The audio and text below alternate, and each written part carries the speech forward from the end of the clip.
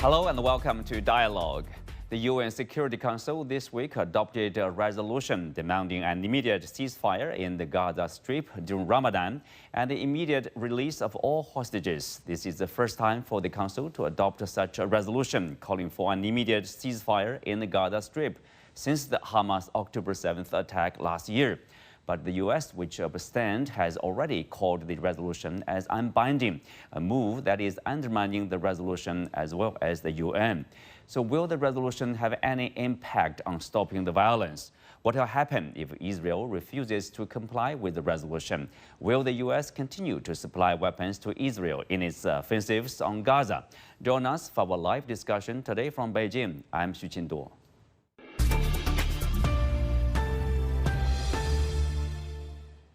Joining me today are Rick Dunham, visiting scholar at Tsinghua University, Wang Jin, associate professor at Northwest University of China, and later by Dr. Luft, co-director at the Institute for the Analysis of Global Security.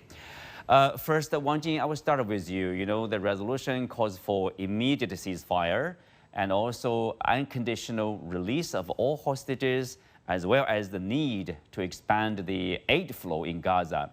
I want your response to this resolution. You know, this is basically the will of the UN Security Council, except for the one abstention by the US.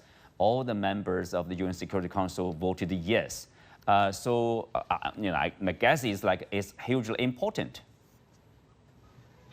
Sure. Qinduo, it's a very important resolution because this is the very first time that the United Nations Security Council passed the resolution calling for immediate ceasefire after this round of war erupted last October. And also, it is a very victory of the Arab states because this is a resolution put forward by the Arab states and also supported by the Arab world, show their unity and show their strong stances calling for peace. And we have to know that the resolution passed by United Nations Security Council represent, on the one hand, a very, very shared ideas or the shared consensus of the member states, because this is what if we look at the result, 14 states they support and then only United States abstained.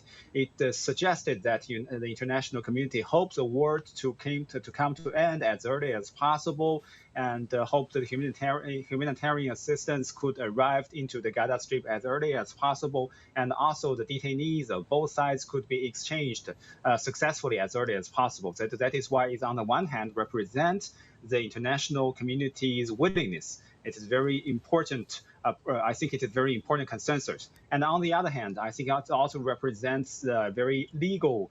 It represents the very legal status of international society, especially from United Nations Security Council, because the resolution from United Nations Security Council always represents itself as the very legal standards and the very legal status for its members, United Nations members. So in the future, maybe within the recent future, or maybe years later, that this resolution could become the new milestone or the new foundation for the peace process between Israel and the Palestinians, and also would help facilitate the peace process and come back as early as possible. So that is why I call it the victory, although there were some difficulty to implement it, but it is still the diplomatic victory for the United Nations Security Council and the international community. So with extra importance for long-term let's say, solution for this problem in Gaza or between Palestinians and the Israelis. So, Rick, I also want your opinion to this. Do you also agree this is an important consensus, you know, of the UN Security Council members, I would say largely the international community? We need an immediate ceasefire and, of course, the release of hostages and then the free flow of aid in Gaza. I agree completely. I think this is extremely significant. This is the first time that you've gotten a resolution like this through the Security Council and through what I consider petty international politics that's being played by the United States and Russia and China over technical language that has resulted in vetoes back and forth of resolutions by the United States and by Russia and China. And we're finally there. We finally have a resolution. that has the standing of international law, calling for a ceasefire. And well, you know, whether the United States has the power to implement it really doesn't matter at this point. The United States, the United Nations has spoken, and the United States, which has been the strongest supporter of Israel, has allowed this to happen. At the same time, the President of the United States has stated that he wants Israel to agree to a ceasefire. So I think that this is significant. The pressure is on, and let's see what happens. So Gao, obviously this also represents, you know, at least on the surface, this is the change of attitudes of the U.S. Because previously, at least for 3 times, the U.S. vetoed any draft resolution that you know, called for an immediate ceasefire in Gaza. Well, first of all, I think that the fact that 5.5 months into this war, the Security Council finally gets to pass a resolution is not a badge of honor for the international governance, international law. The fact that something of this kind has been going on for so long is, without the world being able to come around some resolution, it's very disturbing idea. Now, I think that the United States, in part, wanted to send a signal to Israel, actually, which basically says, look, guys, you cannot blindly count on our support. There's a limit how much diplomatic backup we can give you. And I think a lot of this, what happened at the Security Council, is designed to send this signal to the Israelis that they should be much more considerate of U.S. interest, and the U.S. will not be able to stand up against the whole world and humiliate itself time and again by taking a position of a disruptor, of a spoiler, and so that was for the Israeli ear. But let's not forget that at the same time, at least 2 times that I heard, one by the spokesman of the White House and another one by the spokesman of the State Department, they also said that the resolution is not binding, which is another disturbing idea. I mean, since when Security Council resolutions are not binding? The fact that those spokesmen spoke from a stage and officially said that this is a non-binding resolution is another issue that we need to talk about, you know, because the United States is the one that decides which council resolutions are binding and which are not. That's not the kind of international law that I'm familiar with. So, Gao, you know, the system tell us, you said that, you know, UN resolutions, or especially from the Security Council, is always binding. Is that the case?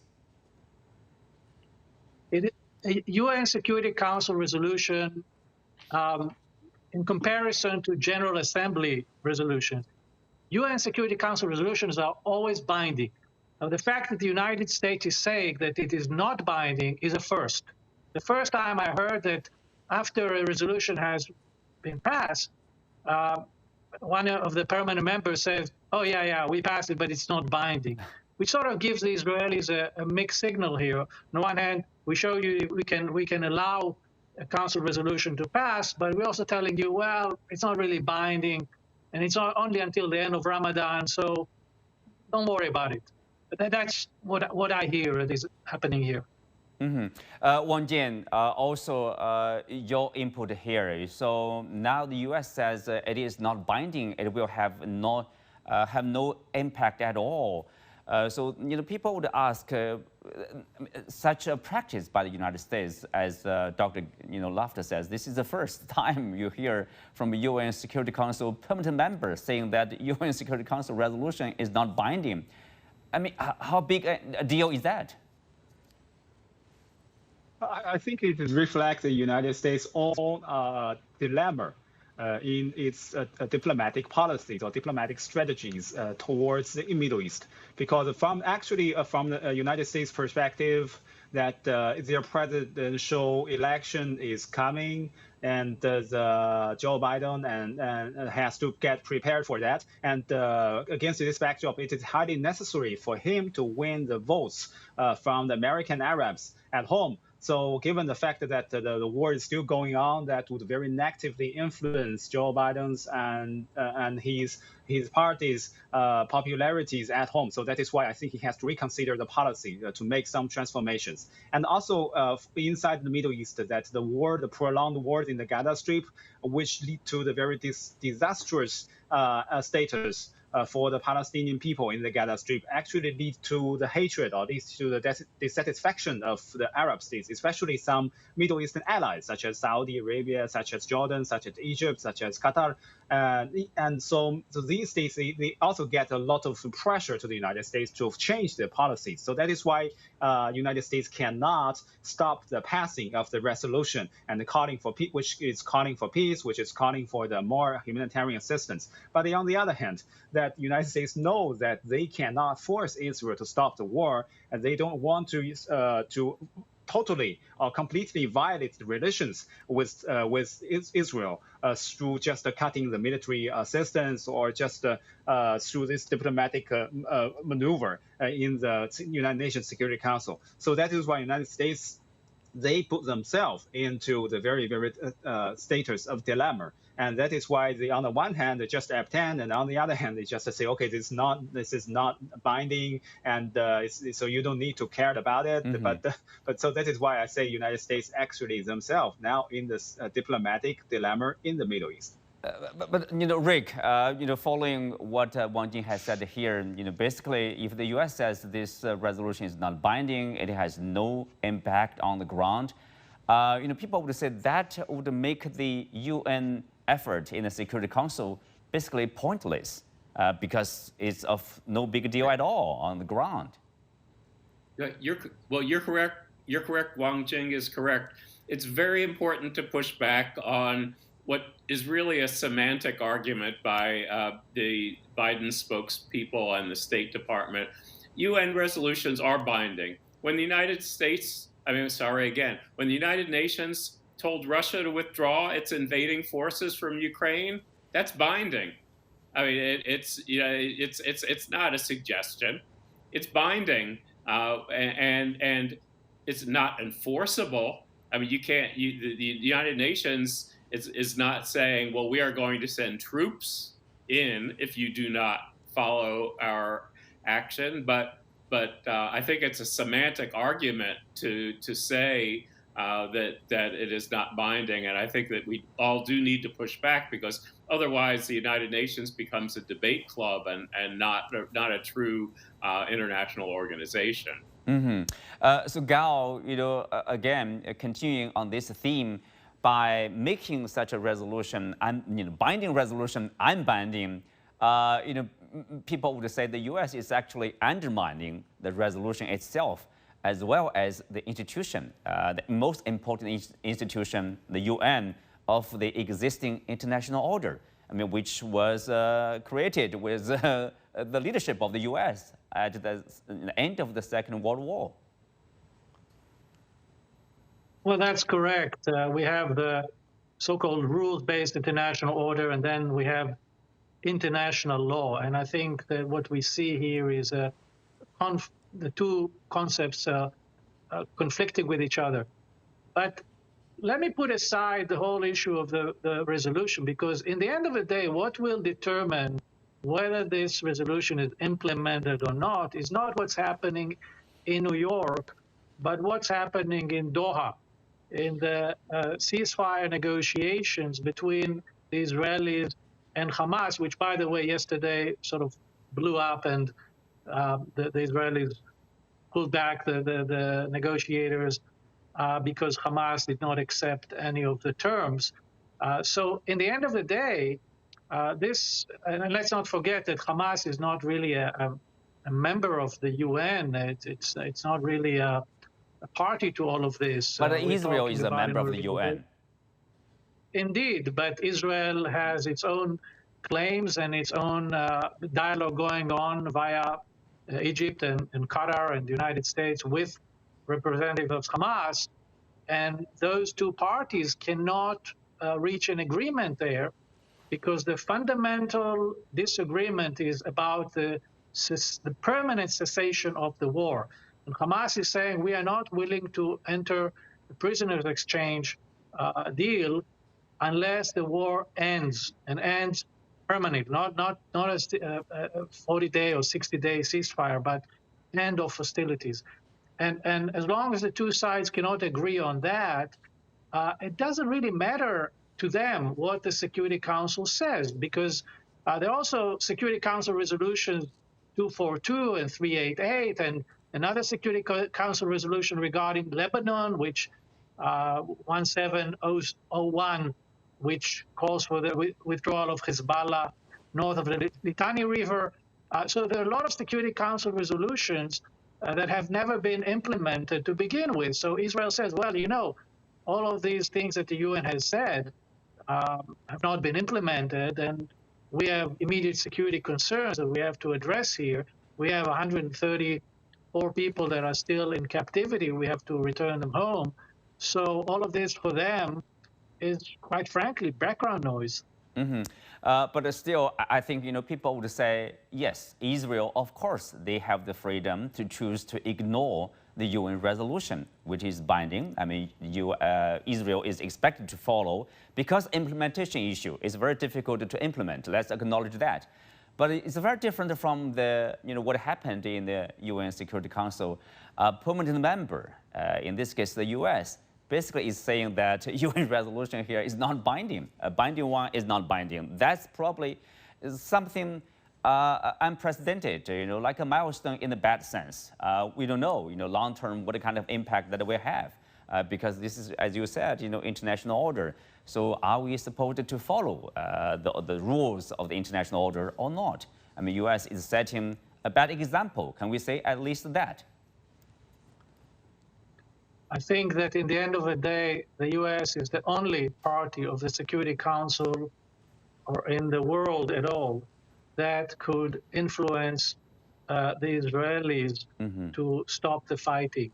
And you cannot do that as long as you continue to pour the weapons. So it's kind of a situation. One hand says stop, another hand says here is more weapons so you can continue the war. And I think in the end of the day, what stops wars is not what the UN says. Quite frankly, the history is very clear about that. What stops the war is when one or two of the sides have no more ability to fight it out, and it's at that point that it's okay, well, let's figure out a way to stop it. But as long as, same is true for Ukraine, by the way. So as long as the two sides feel that the time is on their side and they can continue to fight the war and improve their gains, I don't think that anything that the UN will say or won't say will make a difference. Okay. Now here, of course, the U.S., you know, the only country that will play a critical role in terms of you know, influencing Israel. So Rick, you know, people are now asking the question whether the U.S. will continue to supply weapons to Israel. So given this is election year, obviously, the current administration, President Biden, is in a dilemma. You know, on one hand, you do have people, they want to see U.S. to take a tougher attitudes toward Israel, and on the other hand, you know, there are Republicans, they are, you know, strong supporters of Israel. So what's likely to happen? Well, I think if it comes to weapons sales, there's not going to be opposition in Congress to additional weapon sales for Israel. As we were saying, I think that the United States will be talking about peace and sending weapons of war at the same time.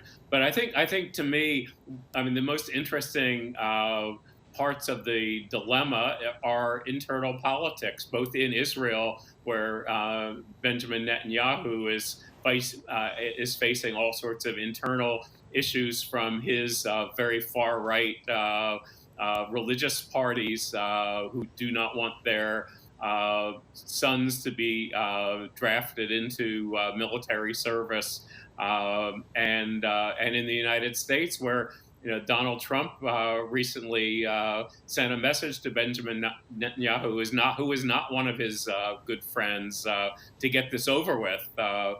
I think there's a lot of stress in the political system in both countries, and I think Benjamin Netanyahu does not have friends in either party. I mean, at least the presidential candidates. I don't think Donald Trump likes him very much. I don't think that Joe Biden likes him very much. And so I think that you're going to have some internal political pressures in the next few months, both ways. But at the same time, I think the United States will continue to supply weaponry. So I think that that you're going to have strange situations where there's going to be political struggle, but that won't interfere with the continuation of sending weapons of war to Israel. Mm-hmm. Well, Wang Jin, of course, if you look at the larger international community of countries, for example, in Europe, some of them like Spain, Ireland, Malta, and Slovenia have agreed, at an EU summit to recognize a Palestinian state, when the time comes to help achieve peace. Do you think, the extra pressure will be put on Israel, and Israel probably, is like getting more isolated in this sense? I think the pressure from the Western, especially from the European countries, of course, will add new pressure to Israel because with more and more states, especially the Western states, calling for the Palestinians' nationhood and statehood independence, it actually will force Israel to consider their own policies, especially during the past months in the Gaza Strip, and also their settlements policies in the East Jerusalem and the West Bank. So I think it might be the very positive encouragement for the Israelis left wing and central wings and other peace lovers to do something to facilitate the peace to arrive as early as possible. But we cannot forget that one thing is that, yes, the pressures from the international community is really important, but actually this pressure should be transformed into the real political forces, the motivations inside Israel's own political system. Given the fact that Israel now is still under the leadership of the wartime cabinet led by Benjamin Netanyahu, and also that the right-wing political and social voices are still very strong inside Israeli society. So I don't think this just external pressures, even from the European countries, might work within the very recent future. So I think that is why the international community should do something more effective and more through a much more smartly way to influence Israeli decision makers and also this public to transform and to reconsider their policies to hope to facilitate peace to arrive as early as possible. Mm-hmm. Well, of course, this actual pressure possibly will come only like 4 of the European countries. Gao, last week, the UN Secretary General Antonio Guterres, urged the EU leaders at a summit basically not to apply double standards in their response to the conflicts in Ukraine and Gaza. What are the double standards? And you think the West, especially European countries, are they in a comfortable zone to practice such double standards? Why are they continuing with this kind of practice? Because that hurt their image, to say the least. Double standard? I don't know what this term means. Let me guess. People would say, civil casualties in Ukraine, that's horrendous.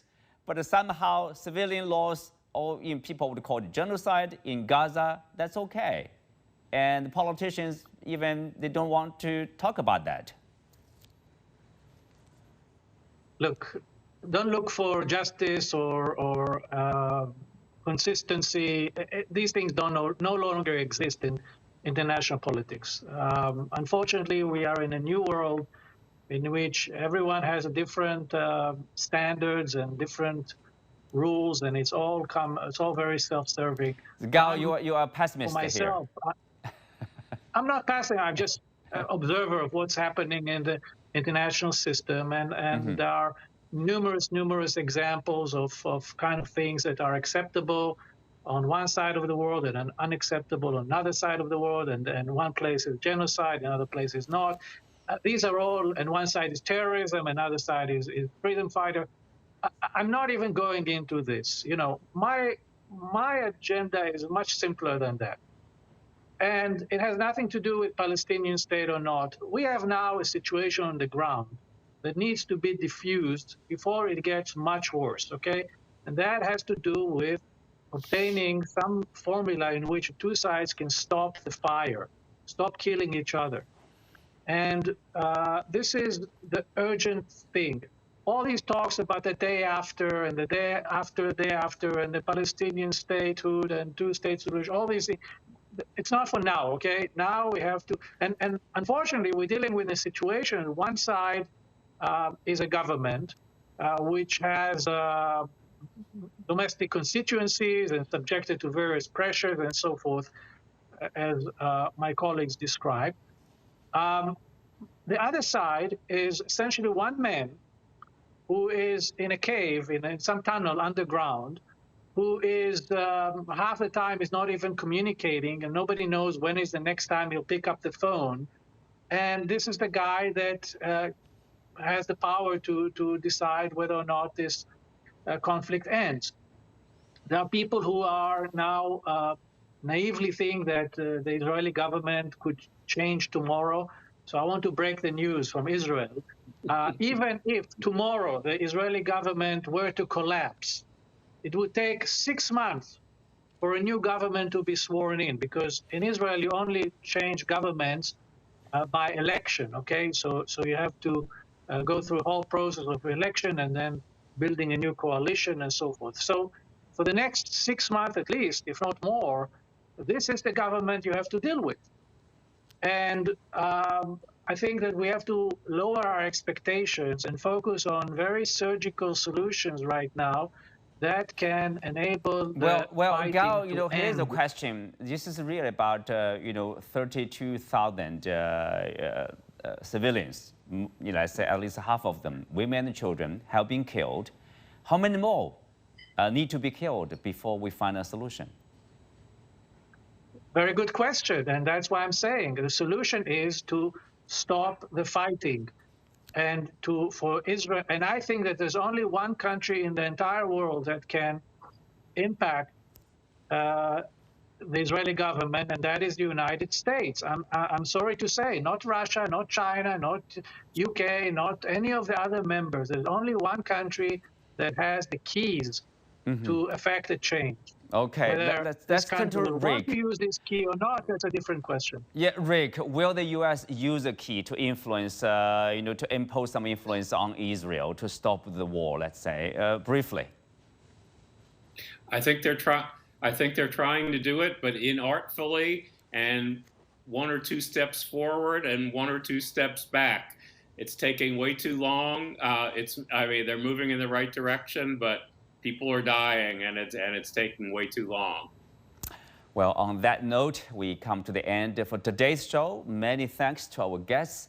You can also find us on the CGTN app on YouTube. I'm Xu Qinduo. Thanks for being with us. See you next time.